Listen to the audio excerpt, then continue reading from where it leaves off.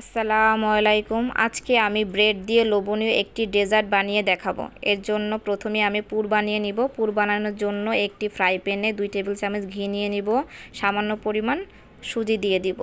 সুজিটাকে ঘি দিয়ে ভালোভাবে ভেজে নিতে হবে। ভাজার পরে তরল দুধ দিয়ে দিব। তরল দুধের সাথে সুজিটাকে ভালো করে মিক্সড করে নিব। মিক্সড হয়ে গেলে কিছুটা গুঁড়ো দুধ দিয়ে দিব। গুঁড়ো দুধের সাথে আবার মিক্সড করে আবার তরল দুধ দিব, কিন্তু এটা আমি অফ ক্যামেরা করে নিয়েছি, যেটা দেখানো হয়নি। তারপর সামান্য পরিমাণ চিনি দিয়ে দিব। হয়ে গেছে আমার পুর রেডি। কিন্তু নামানোর আগে জাস্ট সামান্য পরিমাণ এলাচ পাউডার দিয়ে দিব। এরপরে আমি ব্রেডকে ভালোভাবে বেলে সাইডগুলা কেটে নিয়ে যে পুরটা বানিয়েছিলাম ওই পুরটা মাঝখানে দিয়ে সুন্দর করে রোল বানিয়ে নিয়েছি।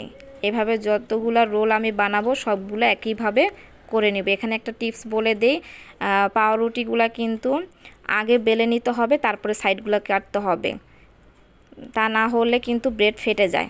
এরপরে আমি মালাই রেডি করব। মালাই রেডি করার জন্য একটি পাতিলে 1 লিটার দুধ দিয়ে নিয়েছি। তারপরে চিনি আর গুঁড়ো দুধ দিয়ে একদম ঘন করে জাল দিয়ে নিয়েছিলাম। তারপর যেই রোলগুলো আমি বানিয়েছি সেই রোলগুলোর উপরে এই মালাইটা দিয়ে দিলাম।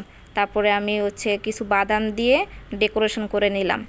এই রেসিপিটা করার পরে অবশ্যই 7 থেকে 8 ঘন্টা ফ্রিজে রেখে খেলে খুব মজা লাগে, তা না হলে কিন্তু একদমই মজা লাগে না।